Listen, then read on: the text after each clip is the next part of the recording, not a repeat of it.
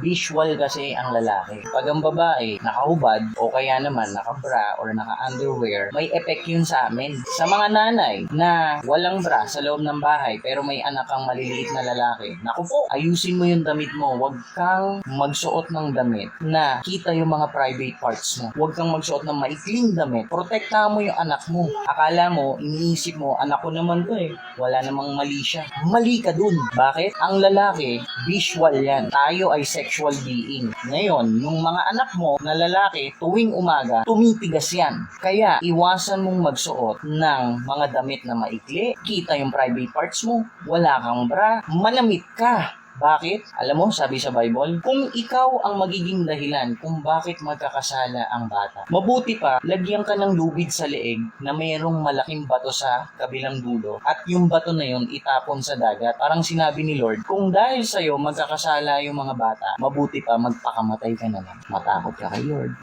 Alam mo ba na parang ang hirap kausap ng taong ganito? Yung parang pag nakita mo, tatahimik ka na lang na parang rebulto.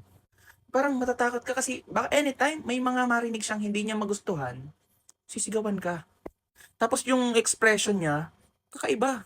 Alam mo sa probinsya, may mga taong pumupunta, yung mga kakatok sa bahay, tapos aakayin ka.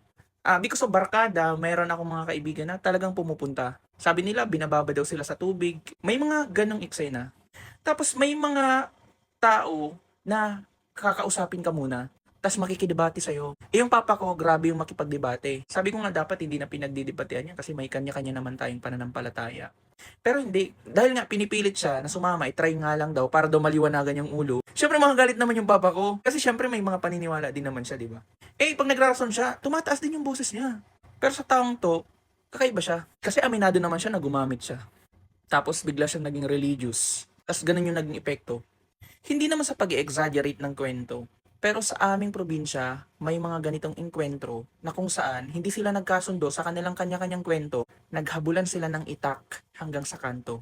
Ganito ni sir, parang mahirap ding makipagdebate sa kanya kasi kapag halimbawa hindi niya na nagustuhan yung sinasabi mo, biglang tataas yung boses niya. Papangaralan ka about sa Biblia. Tapos syempre, Biblia na yan. Bilang religious, makikinig ka. Kasi baka masigawan ka at masabihan ka na sa impyerno ka mapupunta. Di ba? Gaya nitong video niya na sa mga babae daw na nasa bahay, yung mga nagsusuot ng damit pero walang bra, baka pwede kayong maka-impluwensya. Lalo na mga lalaki yung mga tao sa bahay nyo na pwedeng tigasan at magkasala. Kumbaga, kayo daw yung may kasalanan. Kasi, kayo yung naka-impluwensya. Kung ganun lang din naman, sa mga babaeng walang bra, magpakamatay na lang. Kasi isa ka sa nagkakausa ng kasalanan na pwedeng magawa ng mga kabataan. Pero, ng mga ganitong tao, ingat-ingat na lang. Siyempre, galing droga, tas biglang naging reliyoso.